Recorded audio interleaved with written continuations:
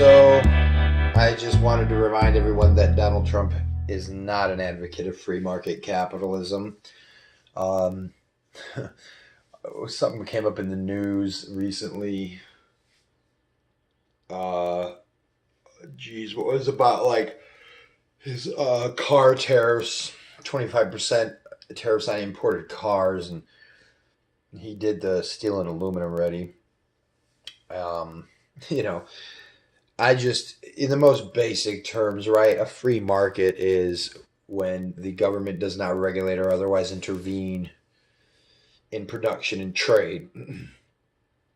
Um, that's the general definition. You can get a little bit more specific if you really understand the principles, and it's that technically the principles are that nobody is supposed to do that. Nobody's supposed to violate another person's property rights, right? And anarchists have just realized that government necessarily violates your property rights, or it is not government or the state.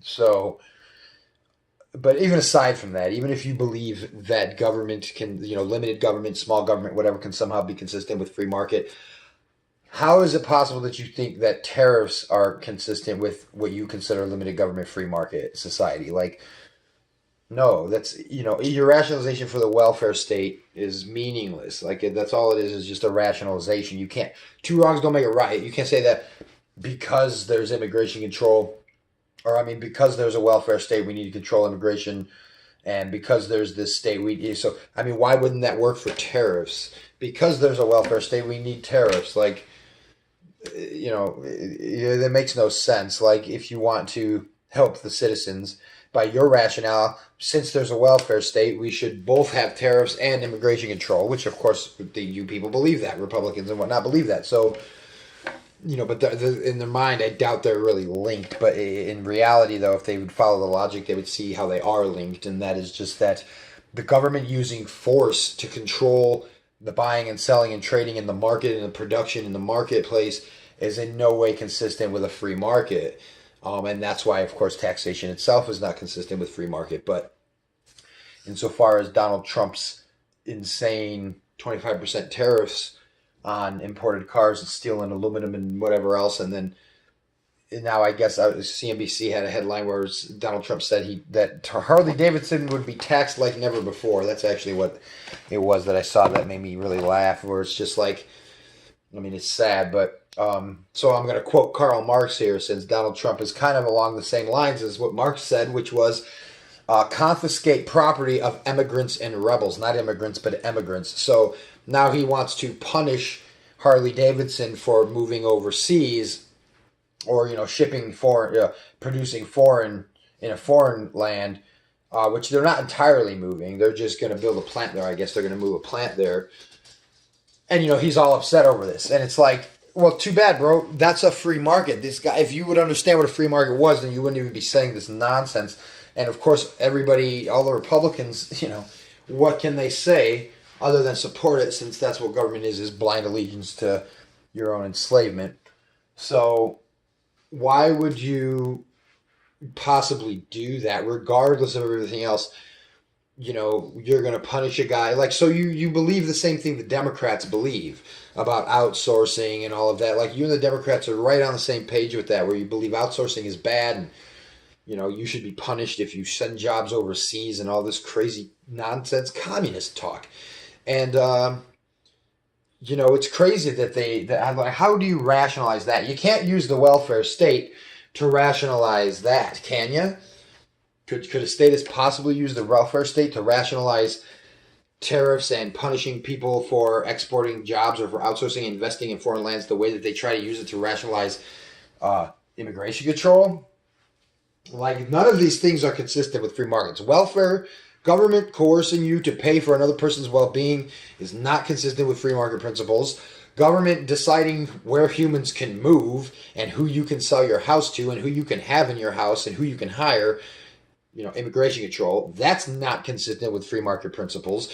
Government telling other people because they were born in a different part of the world that you have to pay more to sell to someone is insulting to both parties, because now it's treating you like a slave at the same time, because no, you can't sell to my subject over here.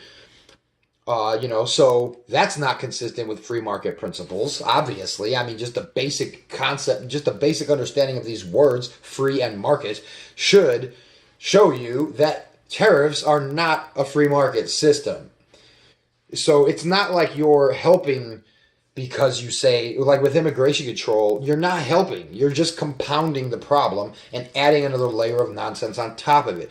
What the logically consistent free market advocates is abolition of the welfare state, abolition of immigration control, and obviously abolition of tariffs and other trade barriers. Obviously, an embargo is an insane policy not consistent with free market principles. If it was a voluntary embargo, okay, like if you were part of a group and the group said, we're going to choose not to trade with this person, but that's not really what an embargo is, right? That's a boycott. An embargo is when you're telling everyone else that they can't trade with someone. That's obviously not consistent with free market principles. So none of this is, like, nothing of what Donald Trump says. The only things that he really says that are kind of consistent with free market principles are the reduction of the various taxes, which he's went off on. But he's defeating the purpose of this tax reduction by imposing these tariffs, because tariffs are going to raise the prices of all of the imports. And think of it this way too: if let's say that let's just make it really easy, foreign good sells for $1 a piece, and the domestic good sells for, or we'll say the domestic good sells for $1 and the foreign good sells for like 98 cents, and now you're going to impose a 25% tariff, or we'll make it really easy, even though this is probably maybe confusing you. The foreign good sells for $1. The domestic good has to be sold for at $1.10 or something like that. So now they put a 25% tariff on the foreign import, and now the foreign good ends up costing $1.25 in the long run, right? Because they have to make up that tax. Consumer always pays tax.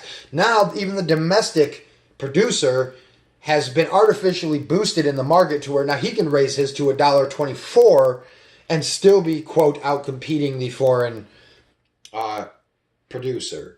And, so that's, in that way, they use that to inflate the prices of all goods. Because if you because obviously, okay, so your good was, we'll just say the domestic good is the highest good, and you're trying to make the foreign good be higher than the domestic good, or at least equal to. But, no matter what, everyone was still better off in the original situation where I could buy the $1 foreign good. Like, even the people that you're saying are missing jobs because that good came from overseas and otherwise it produced here. No, maybe it wouldn't have. You're still going to have to ship goods from other countries if you don't have the raw materials in your country. You know what I mean? The minerals and ores and things like that. If they're not tapped locally, or if you can't get them locally, you're still going to have to go overseas. It's total nonsense. And none of this is consistent with free market capitalism. It should be blatant. It should be obvious to anyone who has a basic understanding of this vocabulary and these concepts in political economy that tariffs are not consistent with free market principles. Immigration control is not consistent with free market principles. And even Friedman used the rationalization about the welfare state and immigration control. And it's just, no, it doesn't matter. This is an ethical this is a thing. This is based on principles. You can't sacrifice a free market principle because a free market principle has been sacrificed and act like you're going to make any sense. I mean, the economics of it don't matter because all of the economics that stem from any of this are illegitimate to begin with. So you can sit there and say, oh, it's going to help our local economy. Well, it doesn't matter. It shouldn't be helping the local economy in that way because the local economy is already illegitimate in the sense that it already has a state coercing you to pay for welfare. And now on top of it, you have used the state to control the housing and labor markets. And Republicans even use this, and Ann Coulter even used this. And she says, one way to boost American wages is to deport the illegals and deport other people. Well, I'm pretty sure she might have just... I'll give her the benefit of the doubt and say she only said illegals. Not that that really makes it much better, but at least then she doesn't... It's like... It's less likely that it could be a racial thing, because if you're going to say people who have gotten their citizenship, then it's like, well, what's the criteria for that if they're foreigners? But... they're going to kick out the illegal aliens, which of course is not... Guess what is consistent with free market principles is letting all these foreigners come here and bid for jobs. I mean, that is free market competition. You know, it's none of your business, and it's not your place to control who can bid on jobs from where and where they come from. It's how they got to this point is insane. But so I mean, just think of it that way. Even the Republicans use that as a rationalization, as they say we can boost the American wages by kicking all these other people out, kicking these illegals out. So it just goes to show you that it is control of the labor market. It is violent control of the labor market. It's just the problem is in their mind they have this belief in law, and basically what they believe is that government owns all the land, or they own all the land in common, like a good communist. And government is their alleged manager of it because, you know, they picked every single politician and Barack Obama was their representative, right? You can't deny that if you're going to say that government is the steward of your property. So they come up with this other thing about Obama being illegitimate and so on and so forth. But now I'm going a mile a minute and all over the place. But none of these things are consistent with free market capitalism. As I said, the logically consistent free market position is to abolish all of those things. Abolish the welfare state, abolish immigration control, and abolish tariffs, and eventually all taxes would be the pure market society, which is the logically consistent position. But if you think that you need to chip away at it,